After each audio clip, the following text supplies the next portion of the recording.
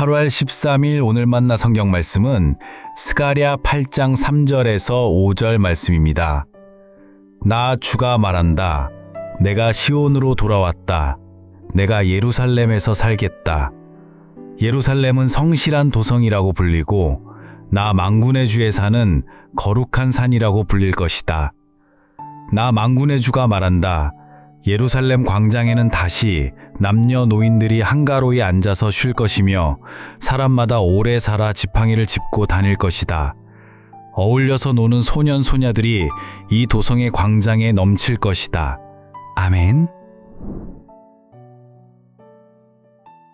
오늘 만나로 만나주시는 하나님을 기대합니다.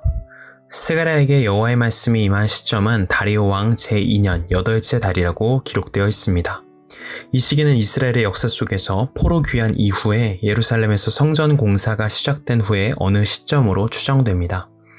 처음 예루살렘 땅을 밟고 성전 공사가 시작될 때만 해도 모든 이들에게는 기대에 찬 부푼 마음들이 있었을 것입니다.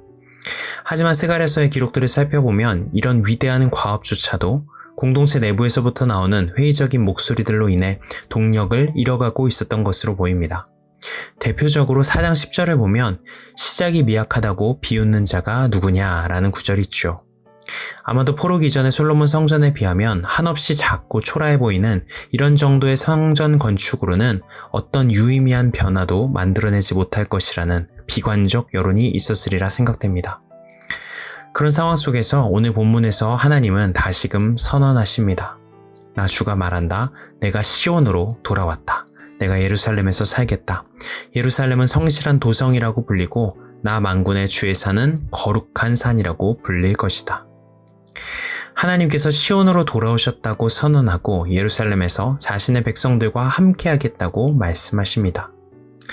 여기서 돌아왔다는 말씀의 의미는 단지 공간의 물리적인 이동으로 국한되지 않습니다.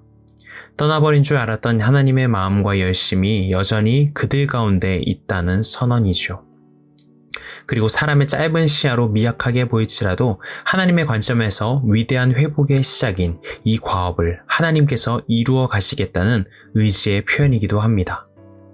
이 구절에서 주목해봐야 하는 독특한 지점이 있는데요. 여호와의 돌아오심을 선언하는 이 구절에 어떤 전제가 달려있지 않다는 점입니다. 보통 예언서에서 가장 익숙한 구조는 너희가 내게 돌아오면 나도 너에게 돌아가겠다라는 선언입니다. 그러나 오늘 본문에서는 아무 전제 조건 없이 하나님께서 먼저 돌아오시겠다고 말씀하시죠. 이 구절에 담겨있는 은혜가 있습니다. 우리가 준비되었기 때문에 주시는 것이 아니라 우리가 자격을 갖췄기 때문이 아니라 오직 하나님의 일방적인 사랑과 신실하심 때문에 회복을 시작하시는 하나님이 드러나기 때문입니다. 그렇기에 하나님의 돌아오심은 어느 시대에나 냉소와 비관에 빠져서 힘을 잃고 있는 우리의 신앙의 여정을 언제든지 생기 있게 하고 다시금 살아있게 만드는 가장 큰 능력인 것이죠. 그리고 그 이후 본문에서는 하나님의 귀환을 통해 회복될 하나님 나라의 구체적인 풍경이 무엇인지 우리에게 보여주고 있습니다. 4절, 5절 말씀입니다. 나 만군의 주가 말한다. 예루살렘 광장에는 다시 남녀노인들이 한가로이 앉아서 쉴 것이며 사람마다 오래 살아 지팡이를 짚고 다닐 것이다. 어울려서 노는 소년 소녀들이 이 도성의 광장에 넘칠 것이다. 독특한 장면입니다. 하나님 나라의 회복의 구체적인 풍경으로 선지자가 보여주고 있는 장면은 새로운 성전의 영광도, 경제적인 번영도, 군사력의 강화도 아닙니다. 지극히 일상적으로 보이는 노인들의 평온한 쉼과 마음껏 광장에서 뛰어노는 아이들의 웃음소리가 하나님 나라가 회복되었다는 구체적인 징표로 제시되고 있죠. 노인과 어린이는 무엇을 대표하는 존재들일까요? 이들은 한 공동체 안에서 목소리가 가장 쉽게 묻힐 수 있는 연약한 존재들입니다. 경제성의 논리로 보자면 어떤 생산 능력도 없는 세상의 가치로만 바라볼 때 소위 쓸모가 없다고 여겨질 수도 있는 존재들이죠.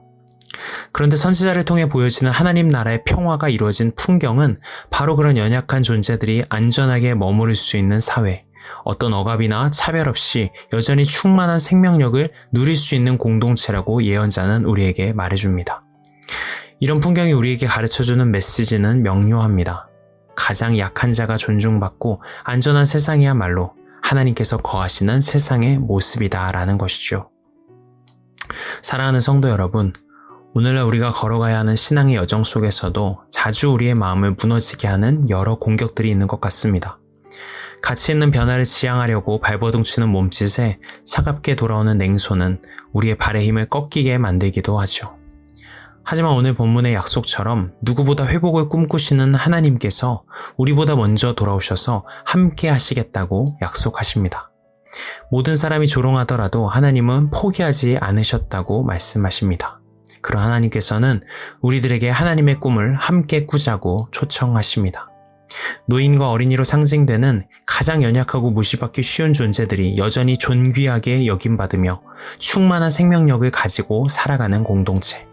사람의 가치가 경제성과 쓸모로 판단되지 않는 공동체와 관계를 함께 회복해 가자고 말씀하십니다. 오늘 여러분이 부름받은 삶의 자리를 돌아보시면 좋겠습니다. 여러분이 마땅히 품어야 할 소중한 관계와 공동체를 떠올려 보시기 바랍니다. 내가 하나님의 눈과 마음을 가지고 나의 시선이 보다 머물러야 할 대상이 누구인지, 내가 하나님의 손과 발이 되어 마땅히 섬겨야 하는 관계는 누구인지 살피시기 바랍니다. 하나님의 신실하심에 반응하여 우리의 진실한 시선과 마음이 한 영혼에게로 향하게 될 때 하나님 나라의 아름다운 풍경으로의 회복이 시작될 줄 믿습니다. 성도님들의 오늘의 삶에 하나님 나라의 아름다운 풍경이 한 절이라도 회복되는 은혜가 있기를 축복합니다. 기도하시겠습니다. 신실하신 하나님, 자주 무너지고 포기하고 싶은 우리의 마음 한복판에 먼저 돌아오셔서 함께 하시겠다고 말씀하시는 그 사랑이 몇 번이고 우리의 마음을 다시 회복시키는 줄 믿습니다. 하나님의 시선으로 세상을 다시 보게 하셔서 연약한 이들이 존중받고 잊힌 이들의 목소리가 다시 기억되는 하나님 나라의 꿈을 우리의 삶 속에서 살아내게 인도하여 주시옵소서. 예수님의 이름으로 기도합니다. 아멘. 이제 두 가지 기도 제목으로 함께 기도합니다. 첫 번째로 오늘의 말씀에 따라 기도하겠습니다. 하나님 나라의 아름다운 풍경을 포기하지 않고 꿈꾸고 상상하며 살아낼 수 있는 믿음을 허락하여 주옵소서. 두 번째로 다음 세대를 위해 기도하겠습니다. 자라나는 우리 자녀들이 자신의 정체성과 존재 가치를 숫자나 사람의 평가에서 찾는 것이 아니라 흔들림 없는 하나님의 사랑 안에서 찾게 하옵소서. 이 제목으로 기도하신 후에 개인 기도로 나아가시겠습니다.